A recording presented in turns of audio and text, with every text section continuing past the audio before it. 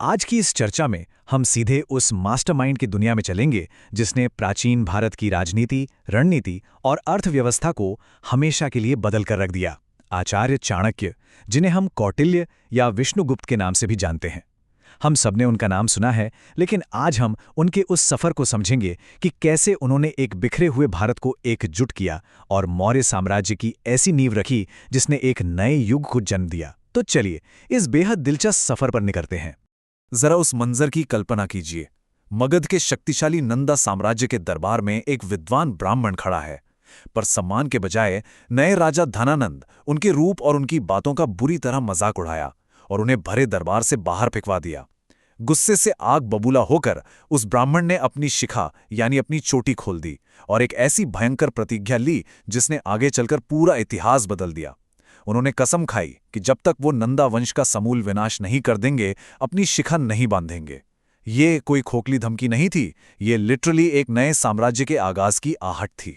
भाग 1, अपमान और भयंकर प्रतिज्ञा।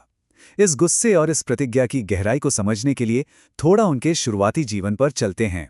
अगर हम इनके जीवन का सफर देखें तो करीब 350 बीसीई में एक साधारण ब्राह्मण परिवार में इनका जन्म हुआ। इन्होंने तक्षशिला विश्वविद्यालय से युद्ध कला, अर्थशास्त्र और यहाँ तक कि रसायन विज्ञान यानी केमिस्ट्री की डीप नॉलेज ली और आगे चलकर वही आचार्य बने। फिर 321 बीसीई में एक विशाल मौर्य साम्राज्य की स्थापना करने से लेकर 283 बीसीई में उनके रहस्यमयी अंत तक, ये लगभग 70 सालों का सफर सच में भारत के इतिहास को पूरी तरह बदल देने वाला था। भाग 2, मौर्य साम्राज्य की स्थापना। अपनी प्रतिज्ञा पूरी करने और नंद साम्राज्य को उखाड़ फेंकने के लिए चाणक्य को एक योग्यशाली वॉरियर की जरूरत थी। ये तलाश पूरी हुई एक बालक चंद्रगुप्त पर। चाणक्य को उसमें एक नेचुरल लीडर दिखा। वो उसे तक्षशिला ले गए, लगभग 8 साल तक कड़ी ट्रेनिंग दी, शास्त्र और शस्त्र दोनों का ज्ञान दिया और उस एक आम बालक को एक शक्तिशाली सेना का सेनापति बना दिया। लेकिन देखिए, सफलता रातों रात नहीं मिलती। उनका पहला मूव क्या था? उन्होंने सीधे मगध के केंद्र पर हमला किया और बुरी तरह हार गए। इस हार के बाद जब वो शरणार्थी की तरह इधर उधर घूम रहे थे, तब उन्होंने एक बुढ़िया को अपने पोते को डांटते हुए सुना। बच्चा गरम खिचड़ी को बिल्कुल बीच से खाकर अपना हाथ जला बैठा था। बुढ़िया ने कहा, बेटा, खिचड़ी हमेशा किनारों से खाई जाती है, बीच से नहीं। ये सुनना था कि चाणक्य का दिमाग छनक गया। उन्हें वो एक बहुत बड़ी स्ट्रैटेजी मिल गई। उन्होंने तुरंत अपनी दिशा बदली, पहले आसपास के सीमावर्ती इलाकों को जीतना शुरू किया और अंततः धनानंद को हरा दिया। भाग 3, अर्थशास्त्र, जो राजकाज का एक मुकम्मल ब्लूप्रिंट है। एम्पायर तो बन गया, पर अब उसे चलाना कैसे है? यहां आती है उनकी महान रचना। ये सिर्फ इकोनॉमिक्स की किताब नहीं है दोस्तों, ये प्रशासन, गवर्नेंस और स्टेटक्राफ्ट का एक ऐसा डिटेल्ड मैनुअल है जिसे देखकर आज के मॉडर्न एडमिनिस्ट्रेटर्स भी हैरान रह जाते हैं। इनके प्रशासन के 2 सबसे मजबूत स्तंभ थे। एक तरफ राज्य की आंतरिक और बाह्य सुरक्षा के लिए एक बेहद जटिल गुप्तचर प्रणाली यानी स्पाई सिस्टम।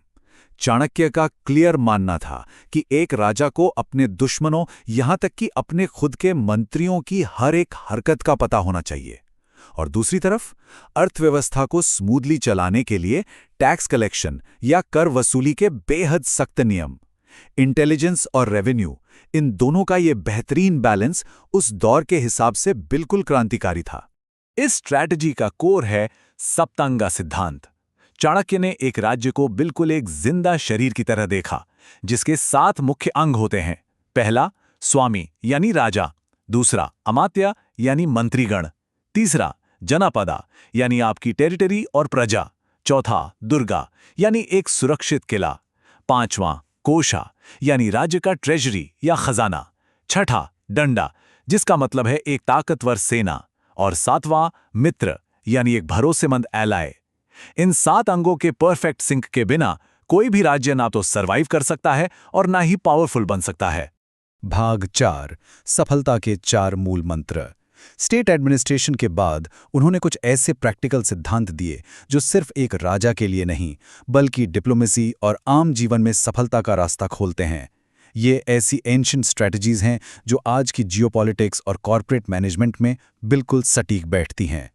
हमने इन 4 नीतियों के बारे में जरूर सुना होगा। साम, दाम, दंड, भेद। किसी भी लक्ष्य को पाने के लिए ये 4 मेथड्स हैं। साम यानी समझाना बुझाना या डिप्लोमेसी, दाम यानी कीमत देना या कॉम्पेंसेशन, दंड यानी फोर्स यूज करना या सजा देना, और भेद यानी दुश्मनों के बीच फूट डालना या उनके सीक्रेट्स निकालना। इन्हीं प्रैग्मैटिक और जरूरत पड़ने पर रूथलेस नीतियों के दम पर उन्होंने अखंड भारत का सपना पूरा किया, छोटे राज्यों को एकजुट किया ताकि अलेक्जेंडर जैसे विदेशी आक्रमणों को सॉलिडली रोका जा सके। स्टेटक्राफ्ट का एक और बड़ा ही इंट्रीगिंग और थोड़ा डार्क पहलू था, विशा कन्या। इतिहास में इनका जिक्र एक कवर्ड असैसिनेशन टैक्टिक की तरह आता है।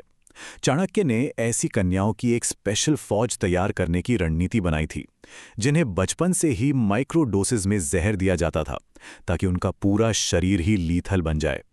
फिर इनका इस्तेमाल चुपचाप शत्रु राजाओं को रास्ते से हटाने के लिए किया जाता था। ये प्राचीन एस्पियोनेज का एक ऐसा हिस्सा है जो बताता है कि उस समय स्टेट की सुरक्षा के लिए किसी भी हद तक सोचा जाता था। अब अर्थशास्त्र की इन जटिल राजनीतियों से थोड़ा अलग हटकर उनकी एक और अमर रचना है चाणक्य नीति। ये स्पेसिफिकली उनके व्यक्तिगत अनुभवों और जीवन दर्शन का निचोड़ है। इसमें फोकस इस बात पर है कि एक मनुष्य को सोसाइटी में कैसे व्यवहार करना चाहिए, किसको दोस्त बनाना चाहिए, किस पर ट्रस्ट करना चाहिए और किस पर बिल्कुल नहीं। एक तरह से देखें तो ये हर इंसान के लिए सक्सेस का एक बहुत ही प्रैक्टिकल और टाइमलेस सर्वाइवल गाइड है। भाग 5, चाणक्य का रहस्यमयी अंत। इन सब में सबसे हैरान करने वाली बात क्या है? एक बिखरे देश को जोड़ने वाले, सबसे बड़े साम्राज्य की नींव रखने वाले इस महान किंग मेकर ने कभी भी खुद के लिए राजगद्दी, महल या पावर की लालसा नहीं की। वो पूरी जिंदगी एक छोटी सी कुटिया में बिल्कुल सादा जीवन बिताते रहे। उनका एक एक पल सिर्फ और सिर्फ देश की प्रगति के लिए समर्पित था। पर इनका अंत कैसे हुआ, ये आज तक इतिहास का एक बहुत बड़ा रहस्य बना हुआ है। कुछ टेक्स्ट्स कहते हैं कि उन्होंने आखिरी समय में सब कुछ त्याग दिया और शांति से संन्यास ले लिया। पर वहीं दूसरी थ्योरी ये कहती है कि चंद्रगुप्त के बेटे राजा बिंदुसारा के कोर्ट में एक भयंकर पॉलिटिकल षड्यंत्र रचा गया था, जिसकी वजह से अपमानित होकर चाणक्य को जीवित समाधि लेनी पड़ी। अब सोचिए, क्या ये सच में एक शांत संन्यास था या पावर पॉलिटिक्स का एक क्रूर षड्यंत्र? इस सवाल का 100% जवाब तो शायद किसी के पास नहीं है, लेकिन हाँ, उनके बनाए प्रिंसिपल्स और उनकी सोच आज भी हमारे प्रशासन और समाज में पूरी तरह से जिंदा हैं। आज की इस डीपली एनालिटिकल चर्चा में हमारे साथ बने रहने के लिए बहुत बहुत शुक्रिया।